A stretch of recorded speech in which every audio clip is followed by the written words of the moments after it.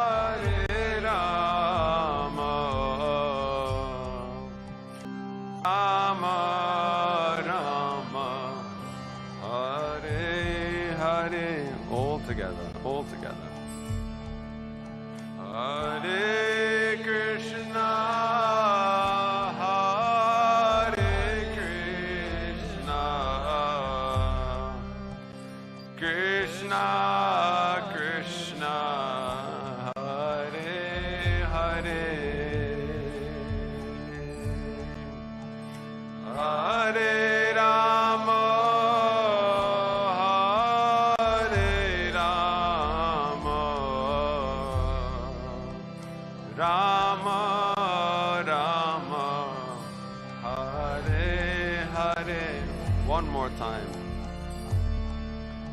Hare Krishna,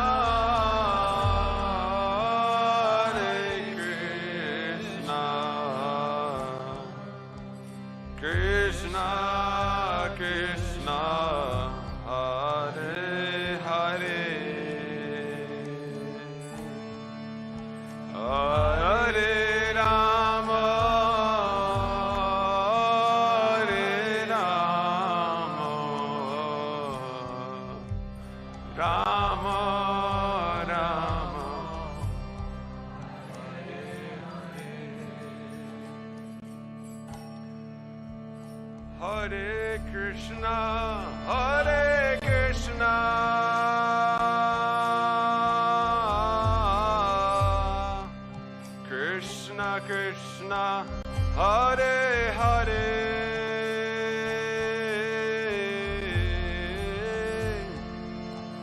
Hare Rama, Hare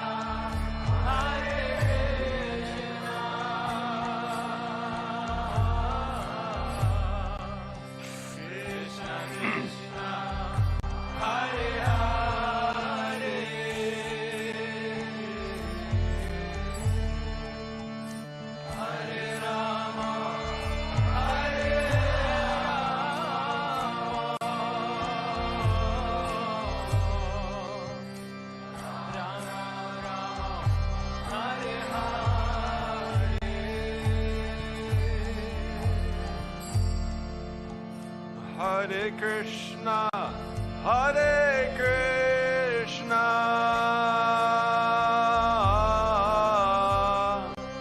Krishna Krishna, Hare Hare,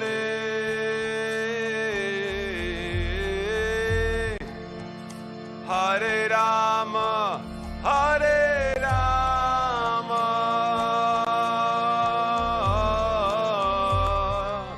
Rama Rama, Hare Hare, Hare Krishna, Hare Krishna,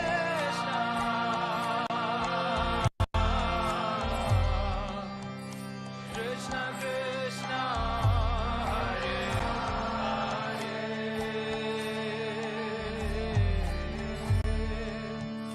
Hare Rama, Hare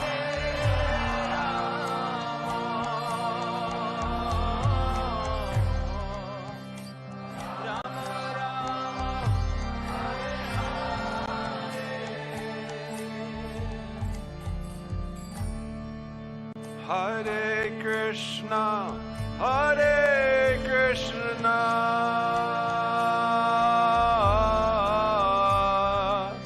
Krishna Krishna, Hare Hare,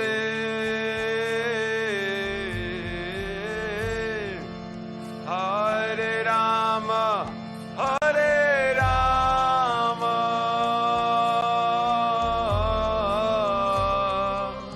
Rama Rama, Hare Hare,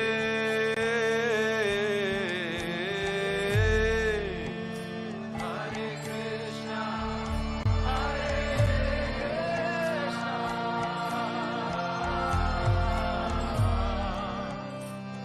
Krishna Krishna, Hare Hare,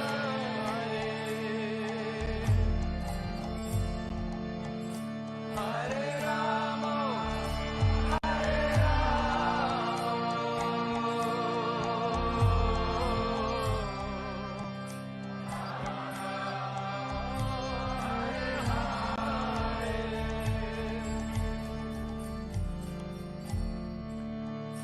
Hare Krishna, Hare Krishna,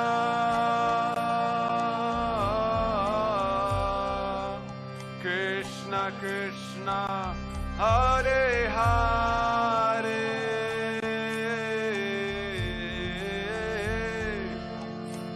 Hare Rama, Hare Rama,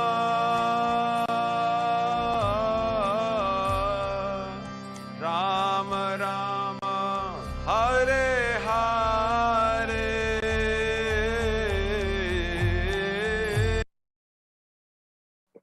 Hare Krishna devotees, please accept my humble obeisances of this issue of Prabhupada. Welcome devotees to our morning Bhagavatam class. This morning we will be discussing on Srimad Bhagavatam, Canto 1, Chapter 9, verse 25. And we are in the chapter titled The Passing of Bhishma Dev in the Presence of Lord Krishna. Without further delay, we will start with the class with the opening prayers. Jayo Radha Madhava Kunja Bihari Jayo Radha Madhava Kunja Bihari Jaya Gopi Jana Vallabha Girivaradhari Jaya Gopi Jana Vallabha Girivaradhari Yashoda Nandana Prajajana Ranjana Yashoda Nandana Prajajana Ranjana Yamuna Tira Vanachari Yamuna Tira Vanachari Jayo Radha Madhava Kunja Bihari Jayo Radha Madhava Kunja Bihari Hare Krishna Krishna Krishna Hare Hare Hare Rama Rama Rama Hare Hare Hare Krishna Krishna Krishna Hare Hare Hare Rama Rama Rama Hare Hare Jaya Prabhupada Jaya Prabhupada Jaya Prabhupada Srila Prabhupada Jaya Prabhupada Jaya Prabhupada Jaya Prabhupada Srila Prabhupada Nitai Gaura Hari Bol Hari Bol Hari Bol Nitai Gaura Hari Bol Nitai Gaura Hari Bol Hari Bol Hari Bol Nitai Gaura Hari Bol Jayam Vishnupad Paramhamsa Parikvacharya Stota to Shri Srimad His Divine Grace A.C. Bhaktivedanta Swami Srila Prabhupada Ki Jai Jayam Vishnupad Paramhamsa Parikvacharya Stota to Shri Srimad Bhaktisiddhanta Saraswati Goswami Maharaj Prabhupada Ki Jai Ananta Koti Vaishnava Vrinda Ki Jai ISKCON Founder Acharya Srila Prabhupada Ki Jai Nama Acharya Srila Haridas Thakur Ki Jai Prem Se Kaho Sri Krishna Chaitanya Prabhu Nityananda Sri Advaita Gadadhara Shiva Shari Gaura Bhakta Vrinda Ki Jai Shri Shri Radha Krishna Gopi Gopinath Mukunda Radha Kundagiri Govardhan Ki Jai Shri Vrindavan Dham Ki Jai Shri Mayapur Dham Ki Jai Ganga Maya Ki Jai Yamuna Maya Ki Jai Tulsi Devi Ki Jai Bhakti Devi Ki Jai Sri Harinam Sankirtan Ki Jai Samaveta Bhakta Vrinda Ki Jai Nitai Gaura Premanande Hari Hari Bol All glories to the assembled devotees Hare Krishna All glories to the assembled devotees, Hare Krishna. All glories to the assembled devotees, Hare Krishna. All glories to Shri Shri Guru and Shri Gauranga. Namo Vishnu Padaya Krishna Prasthaya Bhutale Srimati Bhakti Swami Namani. Namaste Krishna Padaya Prabhajatatmane Shri Gaura Karam Shakti Bhakti Pradhamani Namo Vishnu Padaya Krishna Prastaya Bhutale Srimati Bhakti Vedanta Swami Dilani Namaste Saraswati Devi Gauravani Pracharine Nirvishesha Shunyavadi Paschatya Deshakar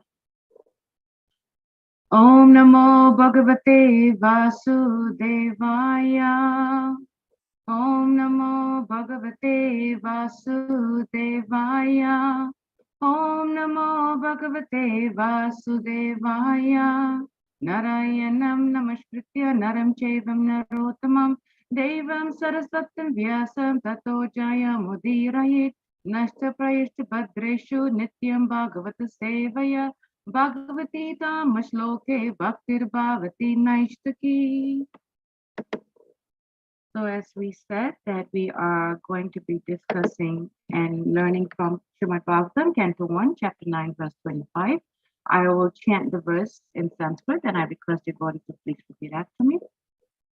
Sutta Uvacha Yudhishthirastat Arka Akarnya Shayanam Sharapanjare Aprichat Vividhan Dharman Krishnam Chanusrin Vatam Yudhishthira tat akarnya shayanam sharapanjare aprichat vividhan dharman Krishnam chanusrinvantam Sutta uvacha Yudhishthira tat akarnya shayanam sharapanjare aprichat vividhan dharman Krishnam chanusrinvatam. Devotees can chant, please.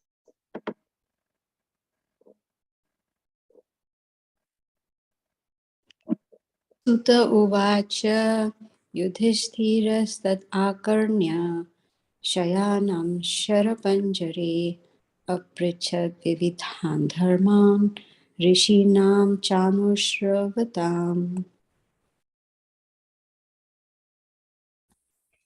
Sutta Vacha Yudhishthira Tarakanya Shayanam Sharapanjare Apichat Vividan Dharman Rishinam Chanusrimvatam.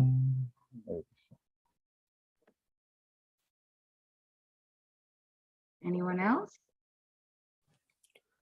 Sutta Uvacha Yudhishthirastad Akarnya Shayanam Sharpanjare Aprachad Vividhan Dharmam Rishinam Chanu Shrunvatam.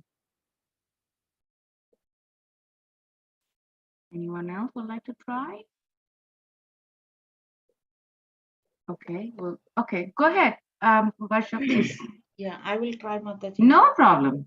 Sutta vacha yudhishthir tata akarne shayanam sharapancharim apruchatvitant dharmana rushinam chanurunavatam. Thank you. So we will do the word for word translation. Sutta Uvacha, Sri Sutta Goswami said, Yudhishthira, King Yudhishthira, Tat, that, Akarnya, hearing, Shayanam, lying down, Sharapanjare, on the bed of arrows, Aprichat, asked, Vividhan, multifarious, Dharman, duties, Krishnam, of the rishis, Cha, end, Anushrinvatam, hearing after. Translation and purport by His Divine Grace A.C. Bhaktivedanta Swami Srila Prabhupada Ki Jai. Sutta Goswami said, Maharaj Yudhishthir, after hearing Bhishma Dev speak in that appealing tone, asked him, in the presence of all the great rishis, about the essential principles of various religious duties. Purport. Bhishma Dev, speaking in that appealing tone, convinced Maharaj Yudhishthir that he was very soon passing away. And Maharaj Yudhishthir was inspired by Lord Sri Krishna to ask him of the principles of religion. Lord Sri Krishna inspired Maharaj Yudhishthira to ask Bhishmadev in the presence of many great sages, indicating thereby that the Lord's devotee, like Bhishmadev, although apparently living as a worldly man, is far superior to many great sages, even Vyasadeva. Another point is that Bhishmadev at that time was not only lying on a deathbed of arrows, but was greatly aggrieved because of that state. One should not have asked him any questions at that time. But Lord Sri Krishna wanted to prove that his pure devotees are always sound in body and mind by dint of spiritual enlightenment. And thus, in any circumstances, a devotee of the Lord is in perfect order to speak of the right way of life. Yudhishthir also preferred to solve his problematic questions by asking Bhishmadev rather than ask anyone else present there who was seemingly more learned than Bhishmadev. This is all due to the arrangement of the great wheel carrier, Lord Sri Krishna, who establishes the glories of his devotee. The father likes to see the son become more famous than himself. The Lord declares very emphatically that worship of his devotee is more valuable than the worship of the Lord himself. Om Maganati Mirandhyasya Gyanagana Shalakaya Chakshur Unmilitam Yena Tasmai Sri Gurave Namaha. Jai Sri Krishna Chaitanya Prabhu Nityananda Sri Advaita Gadadhara Shiva Krishna Hare Krishna Krishna Hare Hare Hare Ram. The translation again, Sutta Goswami said, Maharaj Yudhishthira, after hearing Bhishmadev speak in that appealing tone, asked him in the presence of all the great rishis about the essential principles of various religious duties. 3 points that stood out for me in this very sublime verse. And I have to say that Vishnugata Prabhu touched on a few points yesterday which helped me to really find key points at this verse that really struck me, as my own realization. The first point is principles of religion. If we can see, if we know the life of Bhishmadev, Bhishmadev lived the life of a worldly man, but as we see in the verse, Prabhupada says that he was far knowledgeable than even the great rishis like Vyasadeva, because Bhishmadev, his life itself was full of sacrifice. He didn't do anything for his own gain. Not a single thing did he do was for his own gain. Everything he did, everything he lived for was for his people, for his country, for his family, so and so forth. Nothing was for his gain. And he gave so many moral instructions to King Yudhishthira. So many moral instructions. And which will be discussed next week on. I don't want to touch so much about that.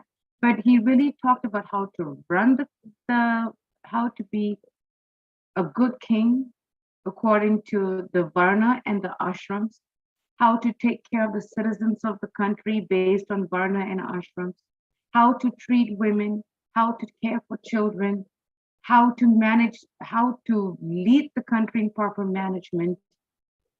In fact, if we want to learn anything in proper management, it's all, we just have to read the instructions of Lord Bhishmadev. The instructions of Bhishmadev, grandfather Bhishma. He has given so many instructions on servant leadership in management. And in today's ISKCON, there are many, many devotees, many senior devotees who always reflect on Bhishmadev's instructions to King Yudhishthira on servant leadership in management. That's how amazing he was. And that's why Lord Krishna was, if you see in the verse, Lord Krishna was saying that he was far superior, that he is far superior than many great sages.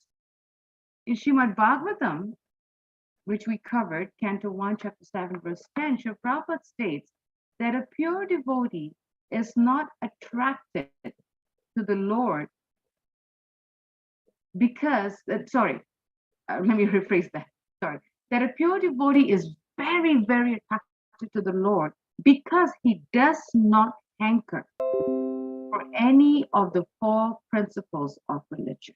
And what are they? Dharma, moksha, artha, kama. Dharma, religiosity; moksha, liberation; artha, economic development. How to make myself feel good, how to improve my economic status, right? And kama, sense gratification. So here Srila Prabhupada is saying that a pure devotee is not attracted to any of these four principles of religion. He's only attracted to the Lord because he does not hanker to live this life based on the four principles. And if we study the life of Bhishmadev, he was not affected by any of these principles because he knew how to live morally above all these principles. Above. We know that nothing he did was for his sense gratification. Karma. We know that he did not live his life to develop his own personal economic status. Artha. We know that he was not desiring liberation for his own benefit. He just wanted to see the Lord at the time of death. Right? And we also know that not only did he live the life of pure dharma, but he went above and beyond that. He knew the Supreme Personality of Godhead, just as we heard from yesterday by Vishnugada Prabhu, right? That he could see that Lord Narayan was the Supreme Personality of Godhead, which was none other than Sri Krishna himself. So we have to ask ourselves this wonderful question, right? Lord Krishna is inspiring Yudhishthira to go to Bhishma Dev and get instructions of how to run and manage the kingdom. Very interesting. The first point here is, what resonated very well with me is, if we see in today's age in ISKCON, we see so many senior devotees of Srila Prabhupada leaving their bodies. I've noticed that on an average, at least one senior devotee is leaving the planet once a week, on an average, maybe once in 2 weeks. So when we hear devotees leaving their bodies, especially senior Prabhupada disciples, what should be our mood? What should be our action? Just as Lord Krishna inspired Yudhishthira, knowing that Bhishma Dev is about to leave, is about to pass away, right? Because he was getting tired. He laid on the bed of arrows. When we have a little twig or a splinter on our foot, right? We go through so much of discomfort. It's a little incy, teensy splinter, right? We can feel it so much that we feel like it's going through our veins and our bodies. Right? But Bhishma Dev was lying on a bed of arrows from head to toe, through and through. Tired. He was so tired, right? And yet, because Krishna knew that Bhishma Dev's end is coming soon, that he inspired Bhishma Dev, go take instructions now before it's too late. That should be our mood in today's time in ISKCON. We are aware devotees are leaving. Like we just lost a very nice devotee, Chaitanya Jeevan Prabhu in ISKCON, Philadelphia. I was reading his life in ISKCON, and his service to Srila Prabhupada was so inspiring that I was just getting goosebumps just reading it. Amazing devotee. So much so that the devotee said that he was conscious when he was leaving. He was very conscious when he was leaving his body. And he was only focusing on one thing. I just want to Prabhupada. I just want to go to Prabhupada. I just want to go to Prabhupada. He was very conscious, right? So our mood is this is the time. We shouldn't say, oh, I have time. The time will never come. It's 8:24 now. We can't turn the clock back to 8 o'clock when we started the class. The time is gone. When we hear and we know and we are aware that devotees in ISKCON are leaving, Srila Prabhupada disciples who had direct association from Srila Prabhupada, who has received direct instructions, who would know more than any of us who are second generation, what is Srila Prabhupada's mood? What did he say? What did he not say? How did he say? How did he not say? Many things. We should take instructions from our seniors on the principles that were given by Srila Prabhupada. Why? So that we can continue to serve ISKCON for many more years. Now, why? Because ISKCON is Srila Prabhupada's body. And we have heard this many, many times from our seniors, that Srila Prabhupada said, ISKCON is my body. Imagine ISKCON with 650 something, almost 700 temples and preaching centers all over the world. And each and every temple and preaching center all over the world is part and parcel of Prabhupada's body. Amazing, right? Really amazing. So when we have direct access, direct communication, direct contact with any of Srila Prabhupada disciples, we should be hankering to ask them, what will Srila Prabhupada do in this case? What will Srila Prabhupada do in that case? So we get it clear. I think I've mentioned this before, but I was listening to a class by Jyotirmayi Devi Dasi Mataji. And she said, in order to know Srila Prabhupada, we have to read the books he wrote and the book about him, which is Srila Prabhupada Lamrita. But this is an added thought or action for us who are second generation devotees.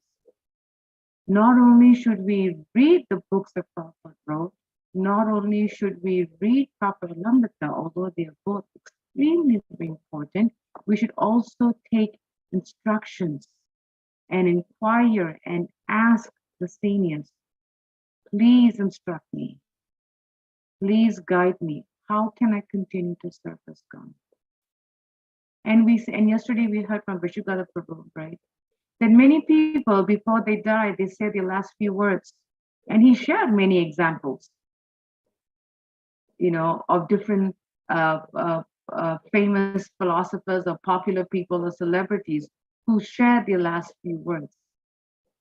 In ISKCON, the last few words that we can get from our seniors are the words of wisdom, so that we can carry Srila Prabhupada's movement for the next 10,000 years. The Prabhupada says, my books are the law books for the next 10,000 years, law books. And he has shared those law books with his disciples. Who would know better?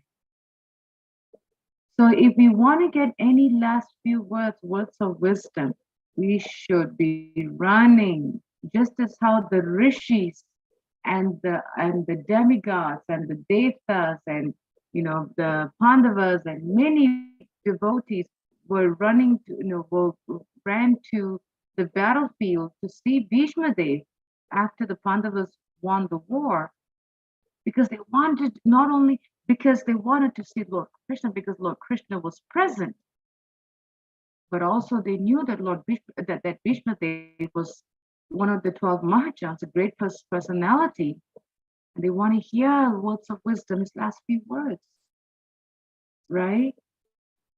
Like when I was reading about this devotee, Chaitanya Jivan Prabhu, who left his body. He was a very senior Prabhupada disciple in Philadelphia. His instructions, his last few words to the devotees in Philadelphia was, please donate to the Rath Yatra Fund of ISKCON Philadelphia. His last few words.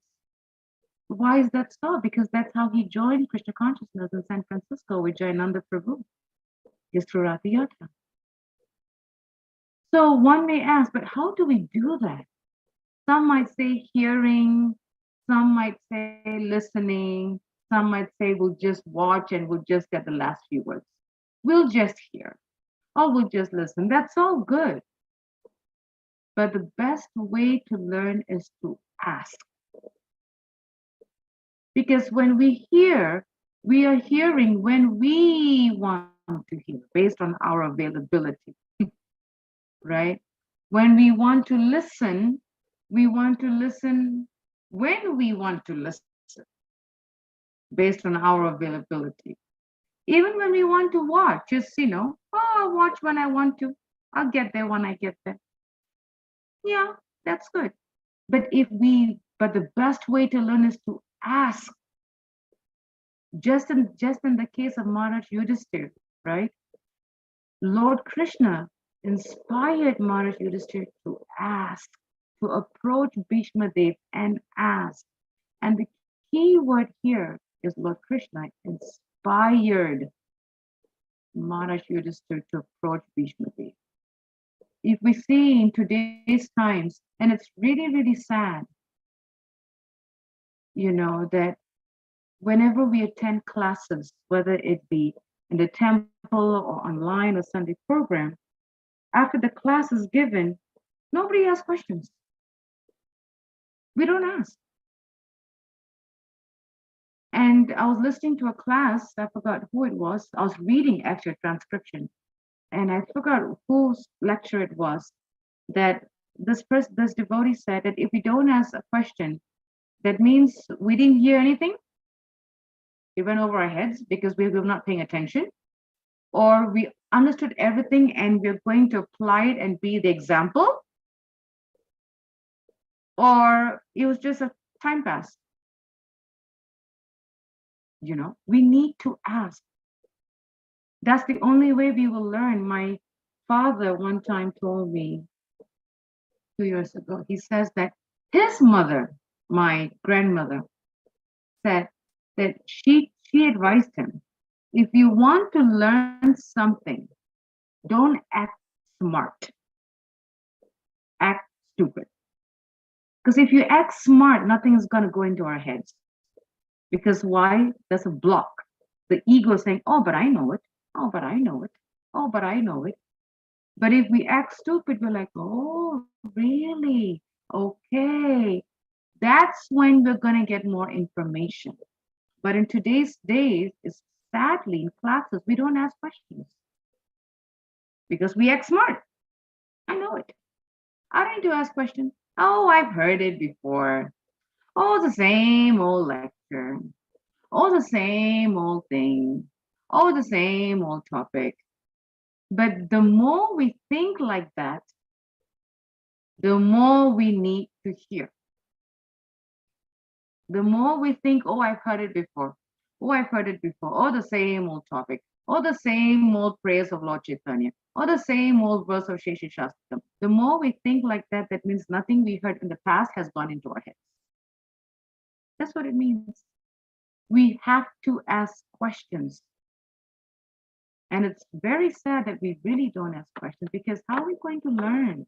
Imagine if we went to school, which we all did, and if we had a trouble, if we had a challenge in our subjects in school and we didn't ask a question, we will never get the answer right if we do not ask the teacher for help, for clarification, for guidance. How do I solve this problem? How do I understand this chemical equation? How do I understand this this biology, topic? How do I understand? We ask. But in today's time, we don't ask. And sadly, what is so funny is rather than the audience asking, that the speaker now has to ask questions with the audience.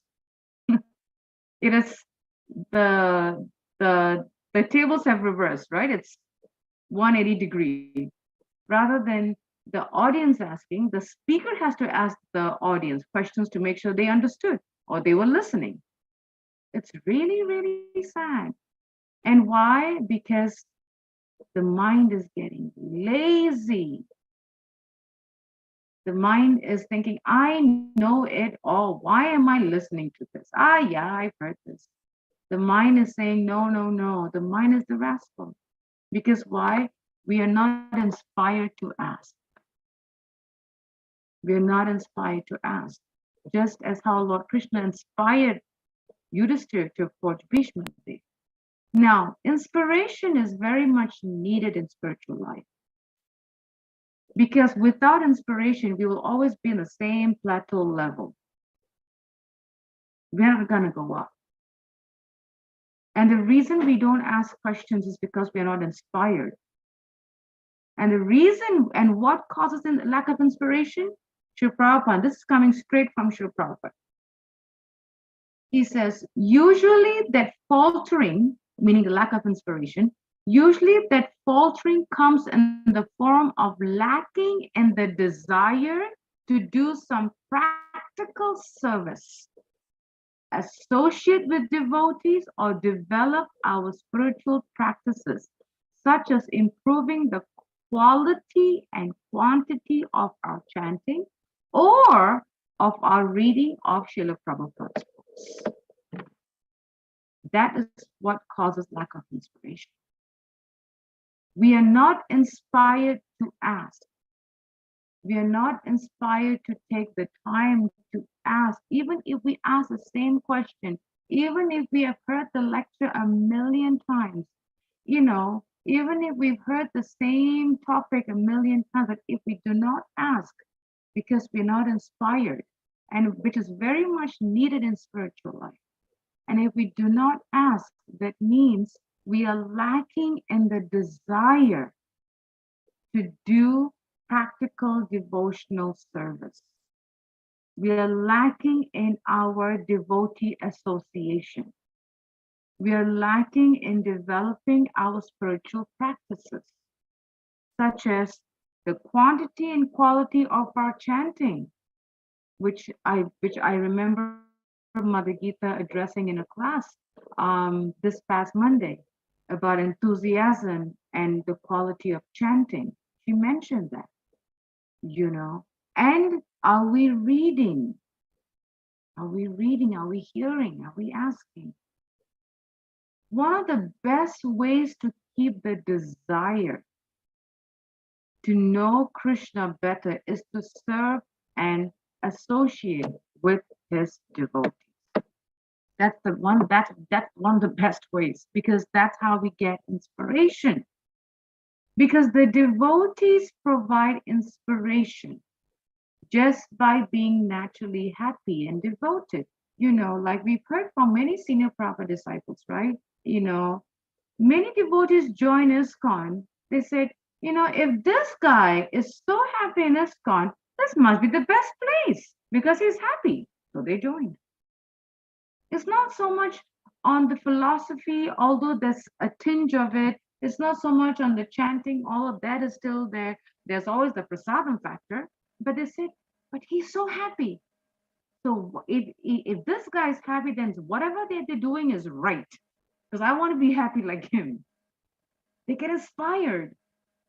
But how did that person get inspired? By serving and associating with the devotees. Because devotees provide inspiration by being naturally happy, devoted, and loving. Naturally. I mean, we've heard so many devotees join ISKCON. I joined ISKCON because I saw this guy being so happy, and I know this was the best fit because if he could be happy, because I was happy, I was not happy out there, but this place is going to make me happy. I'm going to join this guy. Devotee association. Srila Prabhupada has provided us a beautiful home, and I've heard this. Srila Prabhupada built a house where the whole world can live in. And in a house, it's not empty. There are people in it. Srila Prabhupada built a house with devotees in it. He did not build a house that's empty with nobody. He provided a house with devotees in it. And we have to take advantage of that association. We have to take advantage. Only then will we be inspired in our Krishna consciousness. Only then. If that so we have to ask ourselves, why am I not inspired? Why am I not enthused? How come I'm not able to hear the classes every day? Why am I not reading? Why am I not this? Why am I not that? Why am I not flat? Blah blah blah blah blah. All those different questions, because we're not inspired. We're not enthused. Why? Because we are lacking the desire to perform devotional service. We're lacking devotee association. We are not we are not developing the quality and the quality and quantity of our chanting. And we are not reading. We're not reading. Srila Prabhupada says the best way to clean our hearts is to do service in association with devotees. And he added one more thing: scrub the floor. He says, cleaning the temple floor will clean the heart. He says, yes, scrub the floor.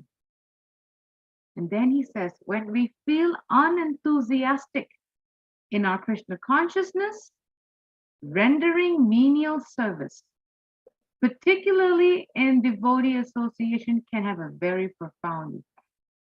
And we all have experienced that, not once, not twice, but many, many, many.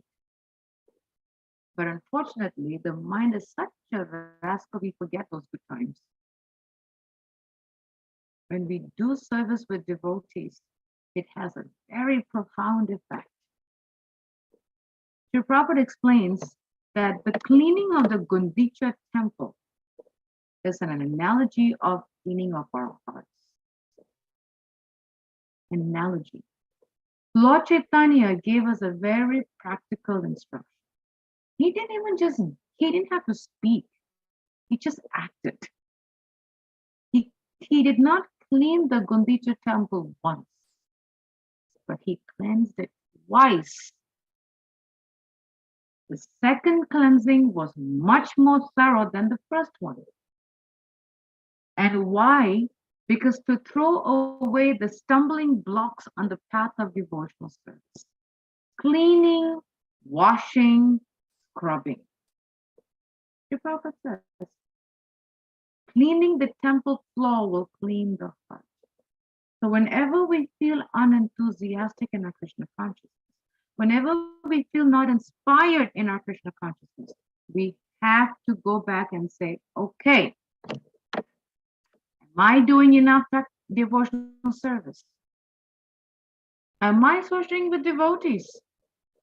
And how was my chanting? How was my reading? How was my hearing? And if they're all down, that is why we lack inspiration in our Krishna consciousness.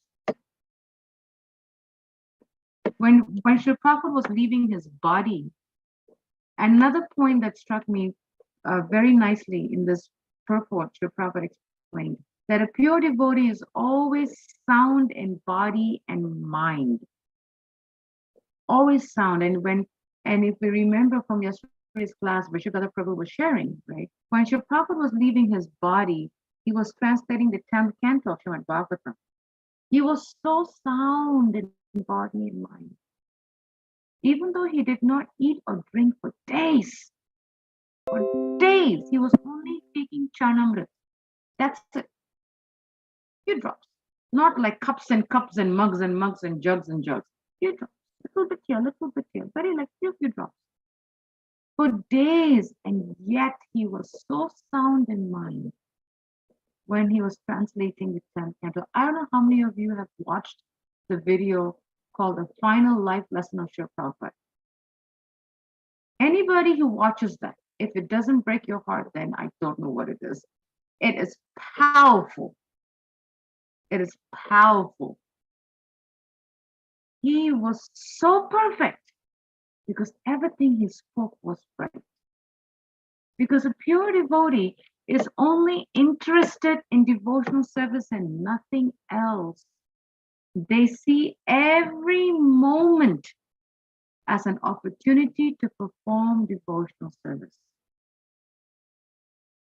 They are at the level of Atma Nivedana, offering everything to Krishna, including their body and mind. And that is the reason why a pure devotee is always sound in mind and body, just like Vishnudev. He was sound in mind and body, even though he was in so much pain, lying on the bed of arrows, like Krishna, like Prabhupada said. That is not the time you go ask someone questions. Wrong timing. But Lord Krishna said, no. He's so pure that his mind is so sound, that he is so pure that he's, his mind and body was so sound. And he gave instructions to Yudhishthira. That's what Prabhupada did. Because everything they do is only for devotion. And they're only interested in that. They are at the Atma Nivedanam level, offering everything to Krishna, including their mind and body. Because everything they give is to the Lord in service. Everything. 10%. Because their minds are always fixed on the mind, on the Lord. And we can see our minds are never fixed. I know for me, it goes every single place. But the pure devotee of the Lord, their minds are always fixed on the Lord, constantly. That's why they are always sound in body and mind. And the last point that I always like and that always inspires me is how Srila Prabhupada ended the purport by saying, the worship of the Lord's devotees is more valuable than the worship of the Lord himself. And there is no end to this topic. I mean, we can never be tired of hearing this principle. I know I can never be tired by hearing this principle and the importance of it, because I am not pure to go to Krishna, to worship. I'm a fallen conditioned soul, and I may never understand what it is to worship the Lord. I may never understand and have the qualification to come close to the Lord, let alone, worship. I can't even think of touching his feet, right? But I do know one thing, that by the devotee's mercy, I hope to get there at some point. But how do we get the devotee's mercy? We serve and worship the devotees. And we must be reminded of this, because the mind is always giving us reasons to think otherwise. Oh, you don't need the devotees. Krishna is right there. Just go touch him. What's your problem? You don't need the devotees. Krishna's on the altar. You just go pray. Why do you need Krishna? Why do you need the devotees? Why do you need a guru? You don't need a medium. Just right there. Just go straight. We will never understand that. If we keep thinking like that, we will never understand what it means to be a pure servant of the Lord. Because we will never understand Krishna. It's even said in Bhagavad Gita that Krishna has says, I'm this, I'm that, I'm this, I'm fragrance, I'm water, I'm moon, he has listed everything, but still, he says, but I'm beyond anyone's understanding. Only the pure devotee knows the Lord. We don't.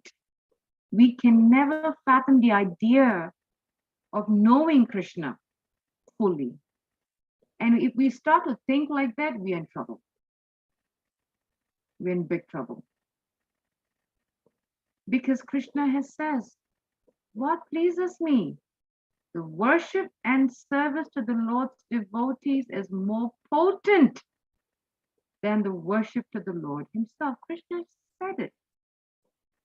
It's amazing that sometimes what the Lord says, we don't listen because we think, yeah, but the Lord is there. Why do I need a media?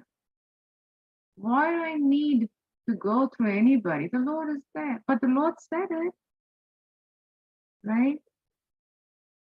In Srimad Bhagavatam, Canto 3, chapter 13, verse 4, Sri Prabhupada states in the purport that it is our duty as students practicing Bhakti Yoga to hear about the glories of the pure devotees as explained by similar devotees of the Lord.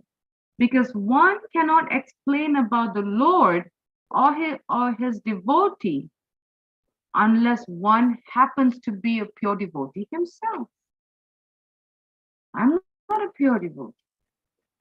And it's very difficult for me to explain anything about the Lord because the Lord is beyond my understanding.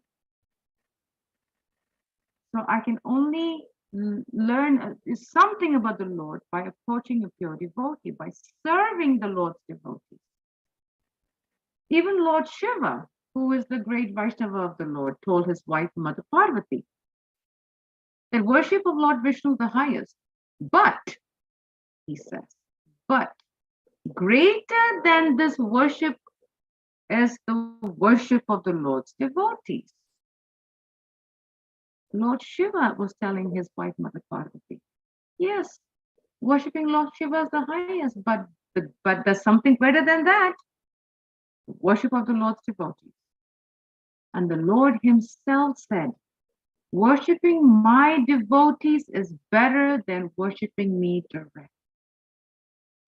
Because the Lord is reminding us what it means to be the servant and the servant and the servant of the Lord. Das, das, and das.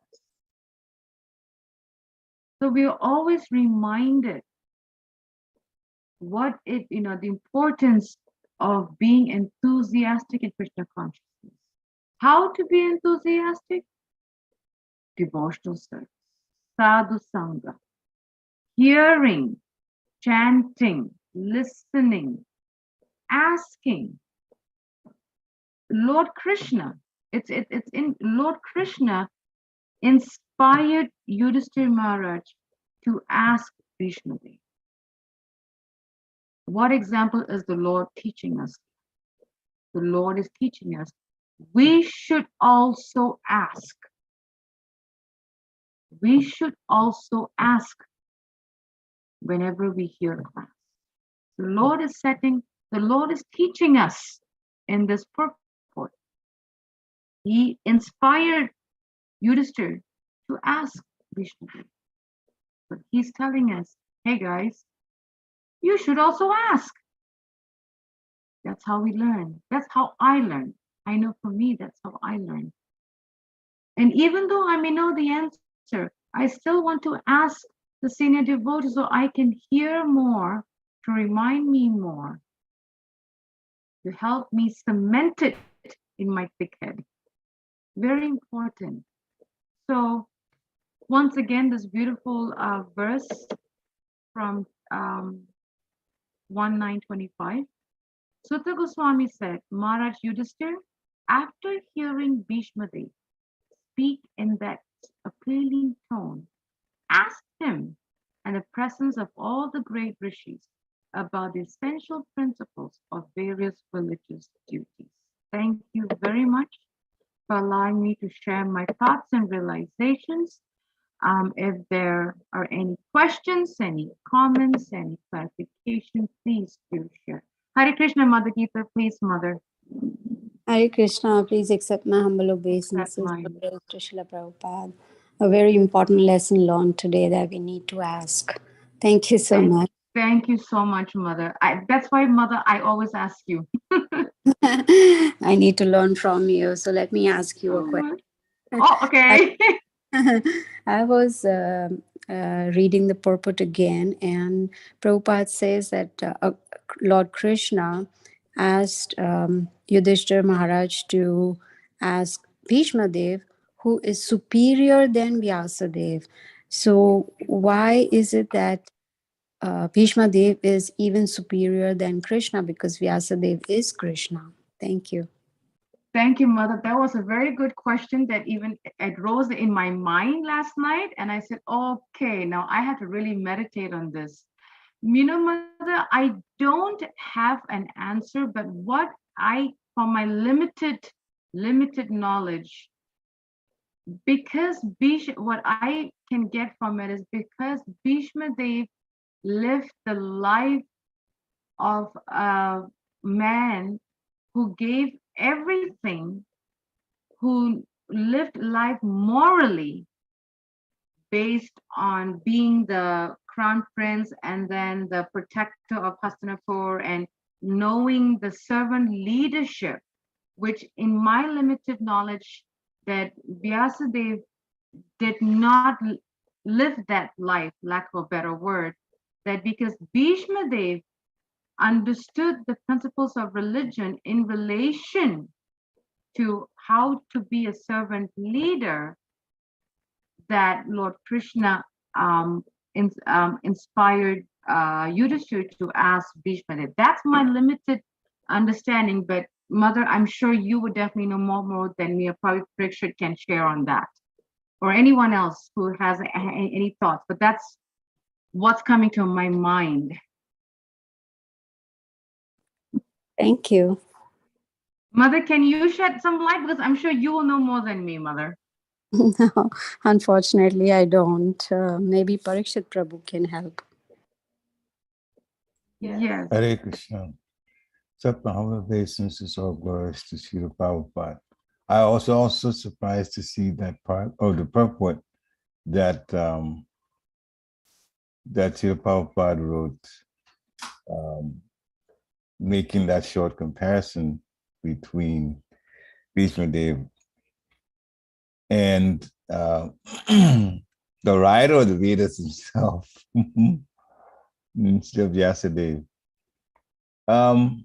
And the way you, Mother Gita put it, of course, Vyasadeva, expansion of the Lord. And the only thing that comes to my mind is Krishna himself has, done this quite a few times where he gives the glories to his devotee. Mm-hmm. And so that's how I'm connecting it, because we don't usually go against what Srila Prabhupada says, because he's obviously a pure devotee at a high level. So the only thing I can say about it is, because the Lord does in fact praise his devotee and puts his devotee even ahead of him in some situations, then we would, from that point of view, we can accept that. In my own mind, I'm accepting that statement based on Krishna's own property of placing his devotee or giving credit to his devotee. That's all. Hare Krishna. I have to say something. Wait, am I audible here? Give me 1 second. I have to say something that is right, because as you were speaking, Krishna is amazing, Mother Gita. He's a trickster. As Parikshit was speaking, I remember last night when I was preparing for the class, I read one of the class that was given by Ramapad Swami in Chicago many years ago, and he mentioned that the reason Lord Krishna had Yudhishthira go to Bhishma Dev, even though Vyasadev was Krishna himself was there, was because he wanted to glorify Bhishma Dev, because Lord Krishna always wants to glorify his devotees more than himself. So yes, I remember Ramapal Swami mentioning that. Thank you. I hope that helped, Mother Gita, but I want to ask Vishwagata Prabhu, Balabhadra Prabhu, a few of my seniors, see what they say. Thank you so much. Thank you, Mother Gita. You gave me an assignment. I'm happy now I can get, because I want to get that thought in my mind too. Thank you. There's a nice, okay, Vrinda posted something. I think it's, yes. She said, Hare Krishna, please accept my humble obeisances. All good to Srila Prabhupada. Very nice class with amazing points. You were talking about how one person wants the happiness that the devotee has because he or she is Krishna conscious. I can't imagine myself living in a world without Krishna consciousness because it would just be miserable and painful. Vrinda is so simple and so nice heart. Yes, it is very, very miserable and very painful. Thank you, Vrinda. Bhakta Bread said, Hare Krishna Madhusya, accept my obeisances, over to Prabhupada. Thank you for the wonderful class. Krishna's devotees are the most merciful, but Mataji, one issue I hear in all walks of life is there's usually a certain level of miscommunication among humans. How can we ground ourselves more in our integrity to act as we say and say as we act? Miscommunication may always be there because we can't truly understand what the receiving party received. But how can we fix ourselves up to handle being accused of miscommunication, or to have the awareness to try our best to not leave any slap unturned? Amazing question. So if I understand you correctly, Bhakta Bread, so what you're asking is, in human society, we are always misunderstood, miscommunication is there, and so what you're saying is, how can we fix ourselves more to handle being accused of miscommunication? Is that right, Bhakta Bread? Yes. Okay, because I know he's at work. Okay. I could get help from Mother Geeta and Parikshit here. Miscommunication will always be there. Whether it's, no matter how clear we say or how we say we have covered it. I think the biggest problem in today's time is the receiving end. We have to communicate palatably. That's the key word here, I think. And I've heard that spoken a lot by my spiritual master, that whenever we say something, whenever we communicate something, we have to communicate palatably according to what that person can receive and hear. For example, that how I will communicate to one devotee will be different to another devotee based on where the devotee is at. So we have to always sometimes change it up, as they say, based on the receiving end, so that the receiver is able to hear, like how I speak to my sister, I can't speak the same way to my mother or to my father or to my husband. It's different. But but we have to learn the other person's thinking, or we have to know how they think or how they perceive, or how they will receive, and accordingly we communicate palatably so that the other person can receive. That's what's coming to my mind, but I want to ask Mother Geeta and Parikshit if they can shed some light on that. Yes, you're right. While you were speaking, I was thinking, first of all, Dr. Brett, your questions really take us for a round. They are so intelligent questions that... And so good, and so yes, good. Yes. So I was thinking, generally, people have preconceived notions. So their communication is dependent on those preconceived notions. And as they say, actions speak louder than words. So I'll give you an example. There was this very nice devotee family who visited temple regularly, and you could see that good sadhana, good preaching, etc. And the Mataji was very calm and composed and sober kind of. So one day, it was a festival day, so we couldn't find parking. And I happened to get a parking spot just behind this family's car. And while I was, I'm not good in reverse parking, parallel parking. So it was taking me time to park. And in the meantime, I saw this whole family came out of the car, and this Mataji was yelling at her husband. She was yelling and yelling. And so I was thinking, oh, we should not have preconceived notions. We don't know really who's what or whatever. I mean, I'm not trying to put that Mataji down, but I'm trying to explain, how preconceived notions can really affect the communication. So, and miscommunication is quite quite normal, because people, they just want to hear what they want to hear.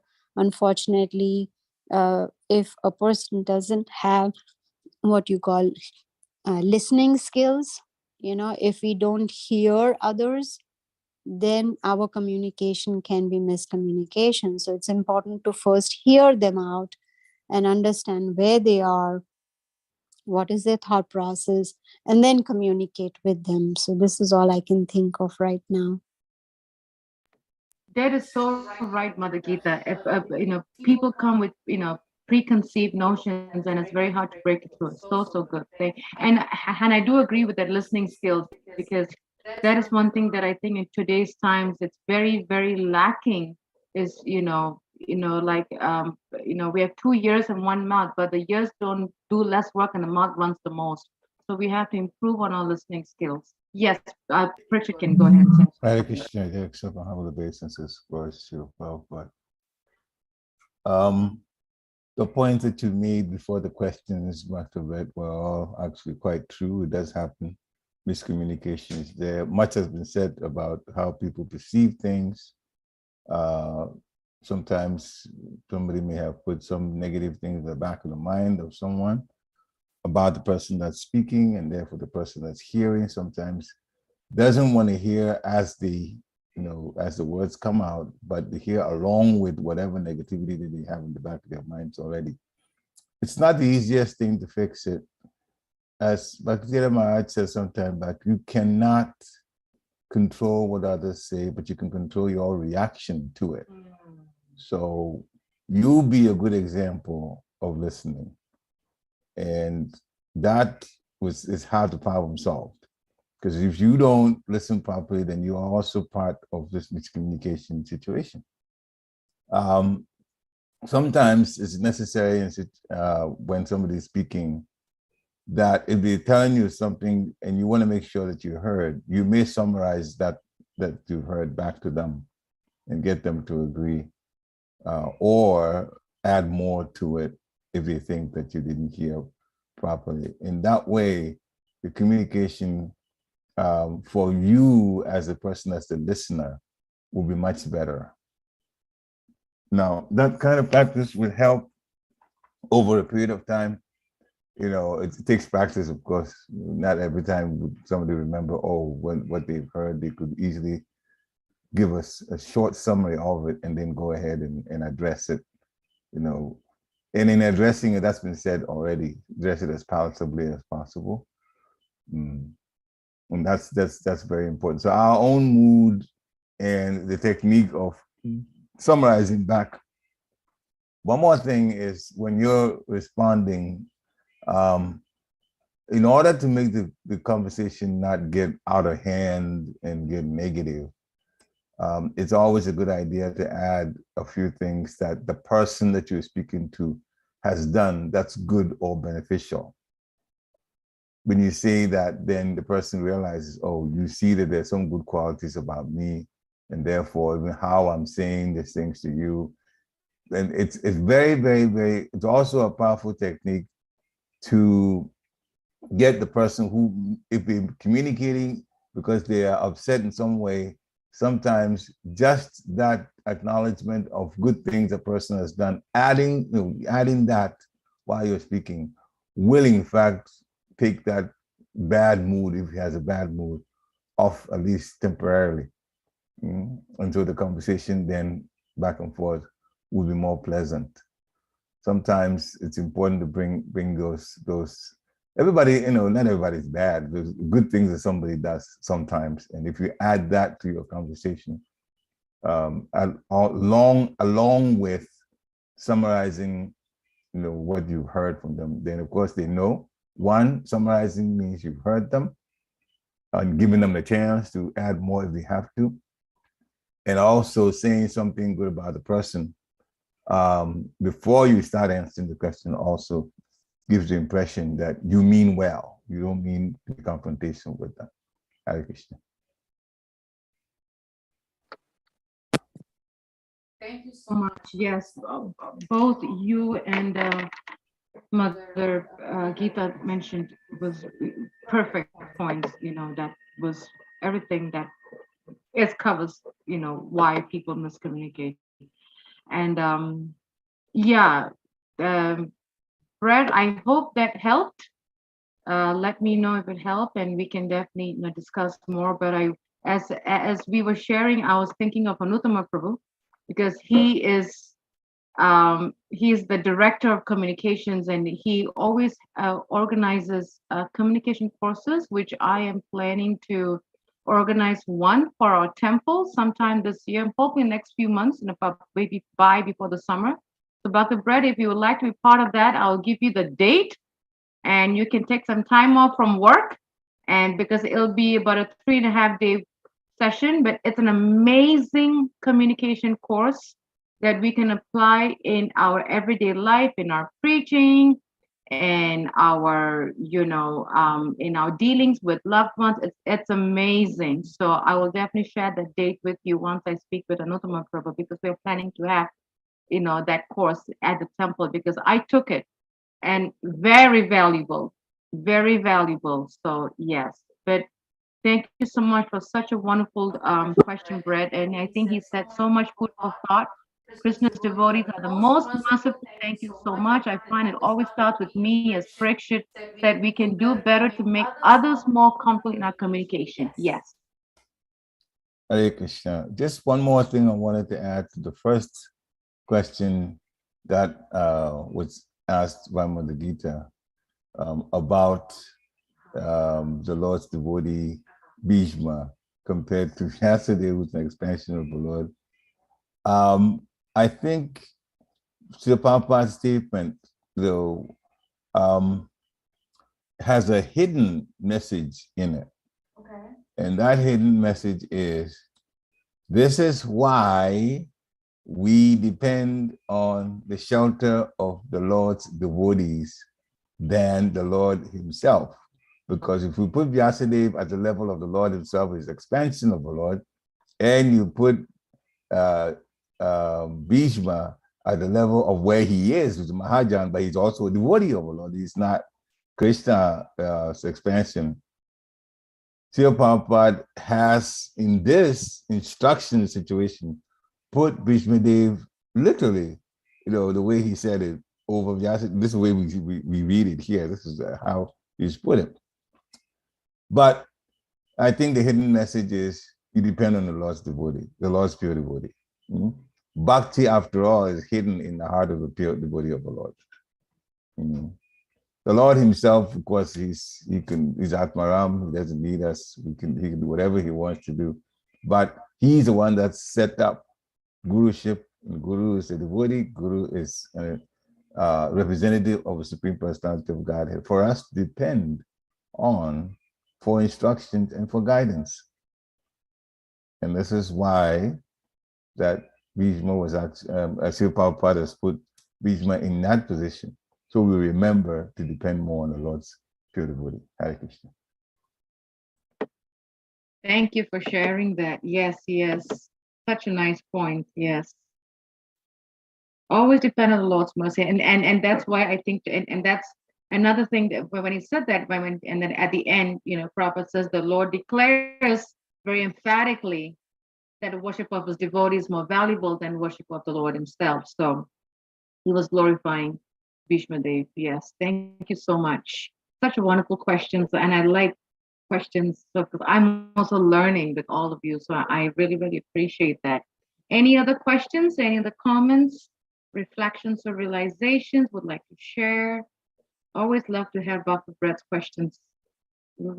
Really get us to the practical, Krishna conscious way of life. So thank you so much. If there are no questions, we thank you all for joining us. Vantraka Priviyascha Kripasinda Bevicha Patitinam Pavanebhyo Vaishnavebhyo Namo Namaha. Srila Prabhupada ki jai. Have a wonderful day, devotees. Hare Krishna. Hare Krishna. Hare Krishna, Mother Love Gita. Srila Prabhupada. Jai Shri Prabhupada.